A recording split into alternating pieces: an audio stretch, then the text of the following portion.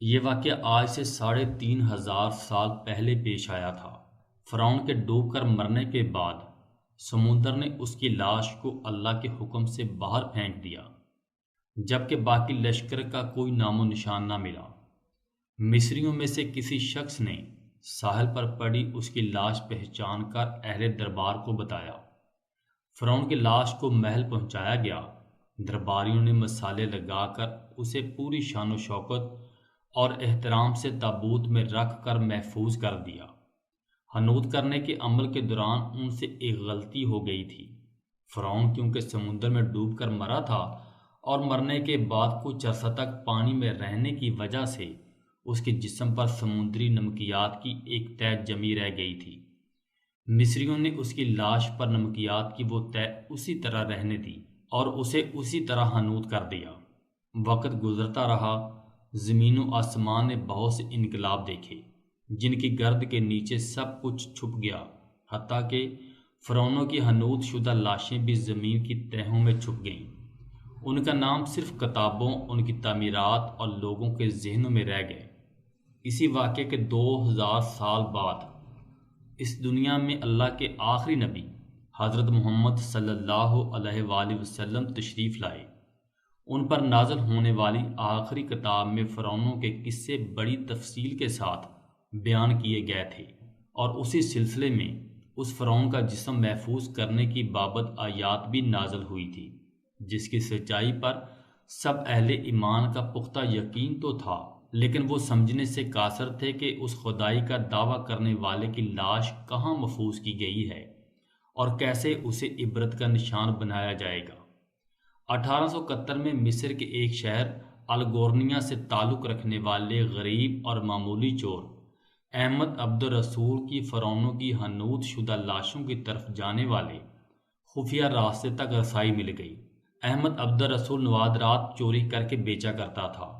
ایک دن وہ دریائے نیل کے کنارے کے قریب تسبیسیہ کے مقام پر اسی سلسلے میں پھر رہا تھا، جب اسے ایک خفیہ راستے کا پتہ چلا۔ وہاں پر وہ نوادرات کی چوری کے لیے جگہ کھود رہا تھا کہ اسی دوران اسے کچھ لوگوں نے پکڑ لیا اور پولیس کے حوالے کر دیا۔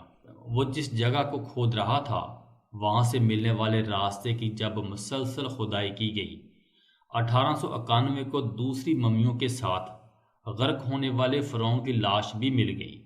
اس کے کفن پر سینے کے مقام پر اس کا نام لکھا ہوا تھا۔ ان ممیوں کو ماہرین قاہرہ لے گئے۔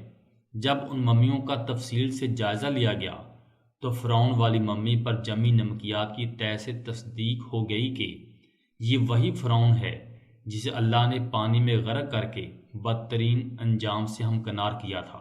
یہ بہت بڑا واقعہ تھا۔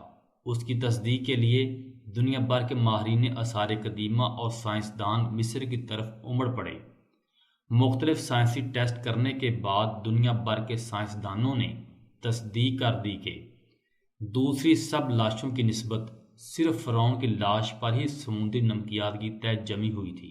اس تصدیق کے بعد اسے فرعون کی لاش قرار دے کر عجائب گھر میں محفوظ کر دیا گیا۔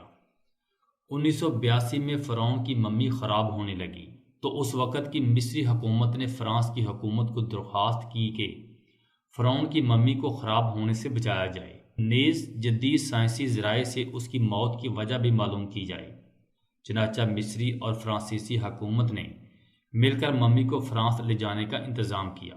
جب فرعون کی لاش کو فرانس پہنچایا گیا تو ایئرپورٹ پر اس دور کے فرانسیسی صدر بذات خود حکومت کے اعلیٰ عہدیداروں، تمام وزراء اور فوج کے افسران کے ساتھ استقبال کے لیے موجود تھے۔ فرعون کی لاش کا استقبال کسی عظیم زندہ بادشاہ کی طرح کیا گیا۔ فوجی دستوں نے سلامی دی۔ فرعون کی ممی کو ماہر ڈاکٹروں کی ٹیم کے حوالے کیا گیا۔ اس ٹیم کی سربراہی ڈاکٹر مورس بوکائے نے کی۔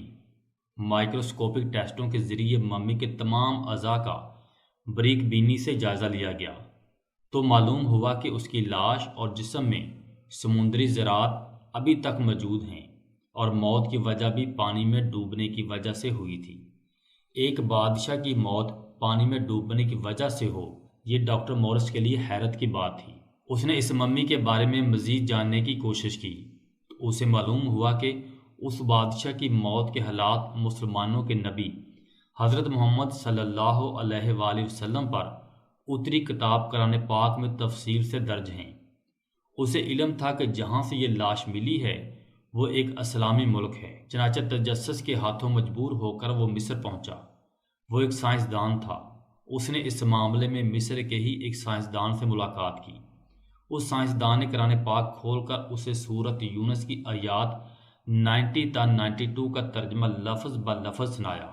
فرعون کا خدائی کا دعویٰ، اس کا پانی میں ڈوب کر مرنا اور پھر پانی سے نکال کر اس کی لاش کا حنوط ہو جانا اور پھر دوبارہ لاش کا ملنا اور پھر اس کی لاش کو جدید سائنسی دور میں دوبارہ محفوظ کیا جانا، سب کا اشارہ ایک جانب تھا اور وہ بہت واضح تھا، اور قرآن پاک میں واضح طور پر بیان کیا گیا ہے کہ تجھے بعد میں آنے والوں کے لیے عبرت کا نشان بنا دوں گا۔ فرعون کی لاش ایسے محفوظ کر کے دنیا کے سامنے لا کر رکھ دی گئی کہ انٹرنیٹ کی ایک کلک پر، رسائل و جرائد پر، ٹی وی چینلز اور عجائب گھر میں اربوں انسانوں کی آنکھوں کے سامنے بری حالت میں پچکی ہوئی قابل ترس حالت میں موجود ہے، عبرت کے لیے، سوچنے کے لیے کہ عبادت کے لائق اور ہمیشہ رہنے والا وہی ہے جو سب کا خالق اور رازق ہے۔